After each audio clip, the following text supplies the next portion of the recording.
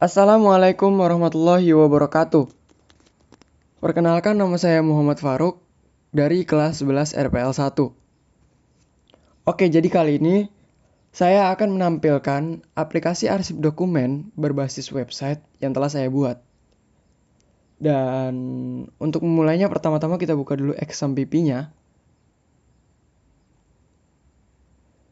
Nah, tujuan dari membuka XAMPP ini adalah kita untuk memulai Apache dan MySQL-nya.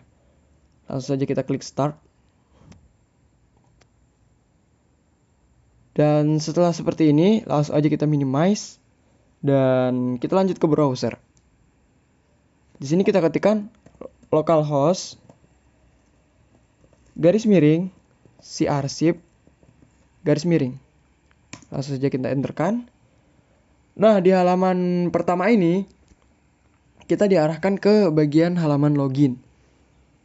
Nah, di halaman login ini terdapat beberapa opsi login. Untuk yang pertama itu login sebagai user atau pengguna. Kemudian ada juga opsi selanjutnya yaitu login sebagai admin ataupun petugas. Nah, di sini untuk menyontohkannya, saya akan login sebagai admin saja. Kita klik. Untuk username-nya itu admin dan passwordnya itu admin123. Hak aksesnya sebagai admin dan kita klik login. Dan ya, berhasil. Kita login sebagai administrator. Dan setelah kita login, kita langsung diarahkan ke halaman dashboard. Dan seperti inilah tampilan halaman dashboard.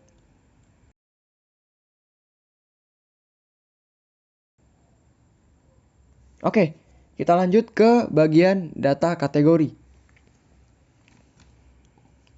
Nah, di bagian data kategori ini terdapat beberapa data kategori yang sebelumnya sudah saya inputkan. Seperti contoh, ini ada nama kategorinya surat keputusan dan keterangannya ini adalah format arsip untuk surat keputusan. Dan masih banyak lagi di sini. Ini sebelumnya sudah saya inputkan, jadi saya akan menyontohkan untuk menambahkan lagi daftar kategori yang ada di sini. Langsung saja kita klik tambah kategori. Di sini nama kategorinya kita isikan saja surat izin. Untuk keterangannya surat izin tidak hadir. Dan setelah dirasa pas dan cukup, langsung saja kita klik simpan. Dan kita coba cek dulu tadi daftar kategori yang udah kita inputkan. Dan ya, data kategori baru yang kita inputkan itu akan terisi ke yang paling bawah. Seperti ini contohnya, yang barusan saya inputkan ini nama kategorinya ini surat izin ya, dan keterangannya itu surat izin tidak hadir. Dia langsung tertambahkan otomatis di bagian bawah seperti ini. Dan terdapat juga fitur edit dan hapus di bagian sini.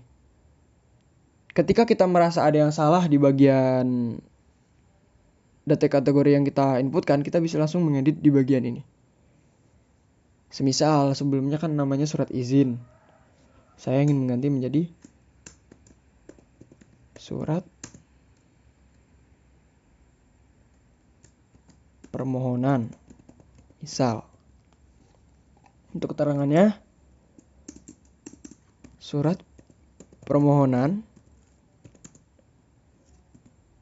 pelaksanaan PKL. Ya, seperti ini. Dan ketika dirasa sudah pas, kita langsung saja klik simpan. Dan sekarang kita coba cek ke yang paling bawah. Dan iya, sudah terganti. Nama kategorinya sudah berubah menjadi surat permohonan dan keterangannya sudah berubah menjadi surat permohonan pelaksanaan PKL. Yang semula ini isinya surat izin dan surat izin tidak hadir, berubah menjadi seperti ini. Dan ketika dirasa data kategori ini sudah tidak diperlukan ataupun salah, ataupun ya sudah tidak dibutuhkan, ini bisa dihapus dengan mengklik icon di bagian sini. Kita coba klik dan coba kita cek. Dan ya, sudah terhapus. Dan di sini udah nggak ada lagi yang data kategori yang tadi saya inputkan karena sudah saya hapus. Dan kira-kira begitu fitur-fitur yang terdapat dalam bagian data kategori. Kita lanjut ke bagian data petugas. Di sini terdapat 3 data petugas yang sebelumnya itu udah saya inputkan. Jadi sekarang saya akan coba untuk mencontohkan menginputnya kembali. Kita klik tambah petugas. Untuk nama di sini mungkin saya akan isi Muhammad Faruk dan username itu Faruk mungkin. Untuk passwordnya 12345. Dan karena di sini saya tidak ingin menggunakan gambar atau foto, jadi saya tidak akan menggunakan fitur ini. Langsung saya klik simpan. Dan ya, berbeda dari data kategori di atas, ini data petugas ini, kalau misalnya kita sudah menginputkan data petugas baru, ini dia nggak akan tertambahkan ke yang paling bawah, melainkan akan tertambahkan ke yang paling atas. Seperti yang sudah saya inputkan tadi, ini namanya Muhammad Faruk dan username-nya Faruk. Masih sama seperti tadi, terdapat fitur edit dan hapus di bagian sini. Dan ketika dirasa ada yang kurang pas atau salah, kita bisa mengeditnya di sini. Misal saya ingin mengubah namanya menjadi Dapa misal. Dan untuk username-nya misal Galeon. Untuk passwordnya 123456789.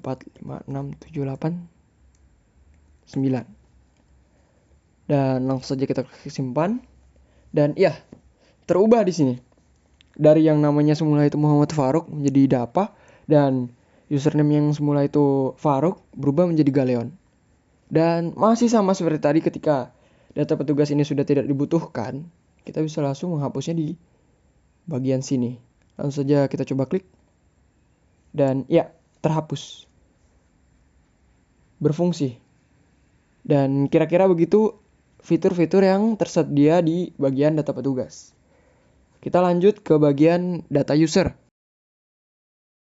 Nah, ini di bagian data user ini sudah ada beberapa data-data user yang sebelumnya udah saya inputkan. Dan sekarang saya akan coba mencontohkannya. Kita klik tambah user dan kita klik namanya misalnya Gagak. Username-nya misal Rira. Dan passwordnya misal 12345. Dan langsung saja ketika dirasa cukup, saya klik simpan.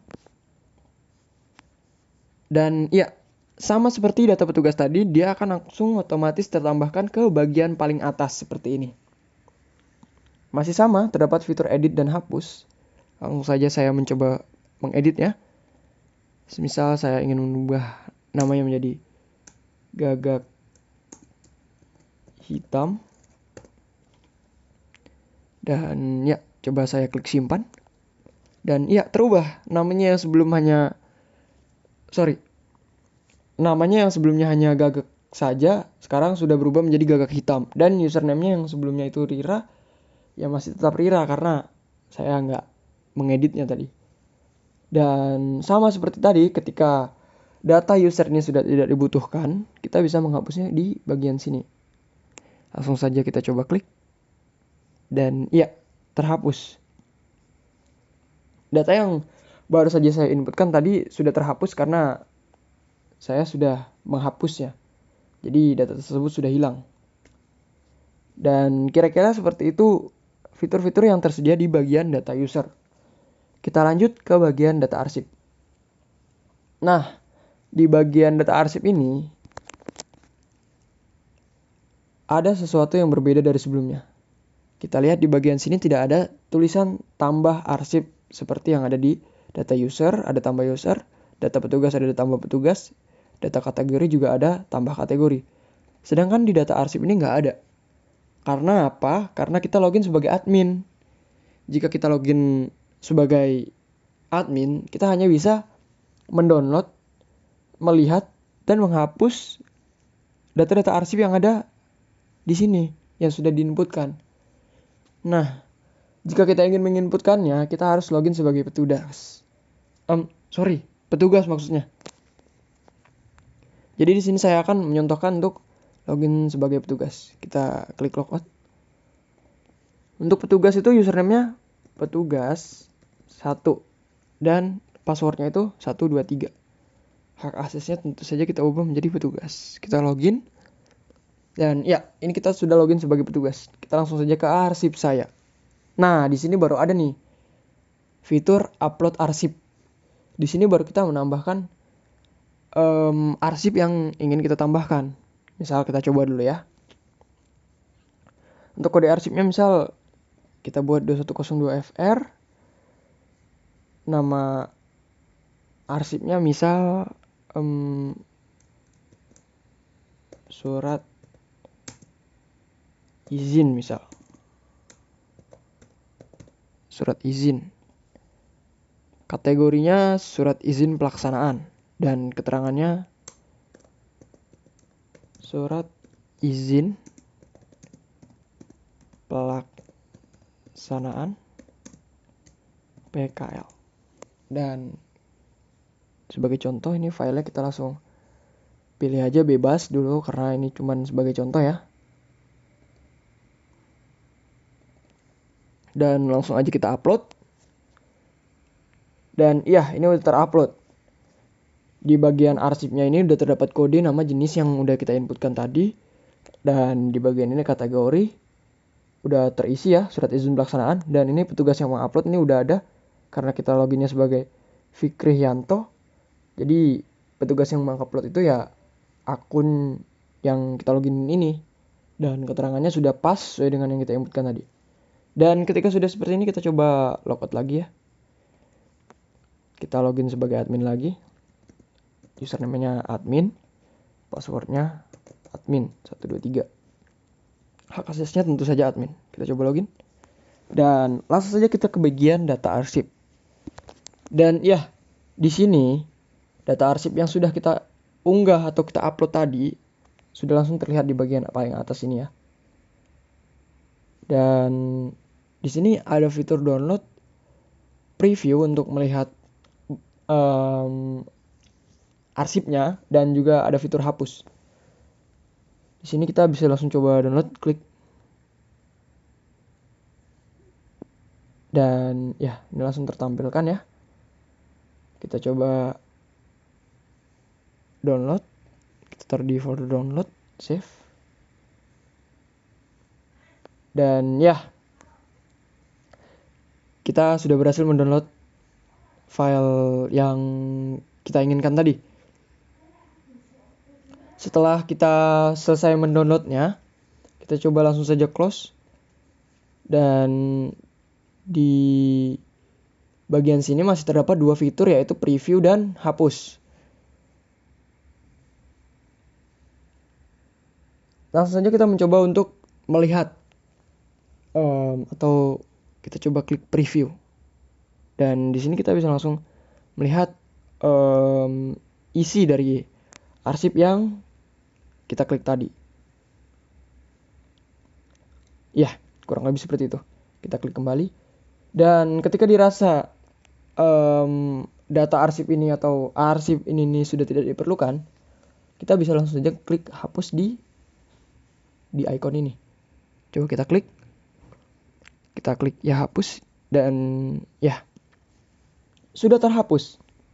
Dan sudah tidak ada lagi karena arsip tersebut sudah saya hapuskan. Dan ya, kira-kira seperti itu fitur yang ada di bagian data arsip. Kita lanjut ke bagian riwayat unduh. Nah, di sini riwayat unduh ini terdapat histori ya. Histori atau riwayat, ya benar. Dari para pengguna yang sudah mendownload di bagian data arsip ini. Yang seperti saya contohkan tadi. Ini akan terdeteksi yang akan terlihat di sini hanya jika para user yang mendownloadnya. Jika petugas ataupun admin yang mendownload data arsip ini di bagian sini, ini tidak akan terlihat di bagian riwayat unduh. Hanya user yang akan terlihat dan ditampilkan di sini. Dan ya, kurang lebih seperti ini fitur yang ada di bagian riwayat unduh. Kita lanjut ke bagian ganti password. Nah, ganti password ini berguna buat mengganti password akun yang sedang kita pakai atau akun yang sedang kita gunakan untuk login ini. Seperti misal tadi kan akun admin ini kan username-nya admin, terus passwordnya admin 123 kan. Nah, ini kita bisa mengganti jadi apapun yang kita mau. Tapi dikarenakan sini saya tidak ingin mengganti, jadi ya saya tidak akan mengganti. Tapi saya akan coba contohkan. Misal saya mengganti menjadi admin yang sebelumnya itu admin 123 kan. Kita coba simpan. Password Anda berhasil diganti. Coba kita logout. Kita pasang lagi admin. Passwordnya kita tulis admin saja. Nah, ini passwordnya menjadi admin doang. Hak aksesnya tentu saja admin. Kita coba login. Dan iya, berhasil. Karena sebelumnya kita sudah mengganti passwordnya di bagian sini. Dan karena saya tidak ingin mengganti passwordnya, jadi saya kembalikan aja menjadi admin 123. Oke, saya klik simpan. Dan password Anda berhasil diganti. Dan ya, seperti itulah kira-kira fitur yang terdapat di bagian ganti password. Dan bagian selanjutnya adalah logout. Dan ya, kita coba klik saja. Dan ini akan mengantarkan kita kembali ke halaman login sebagai admin dan petugas. Kita klik kembali dan ya, kira-kira seperti itu tampilan dan fitur-fitur yang tersedia di aplikasi arsip dokumen berbasis website yang telah saya buat. Jika ada kekurangan dan kesalahan, saya mohon maaf dan thank you guys. See you. Dadah.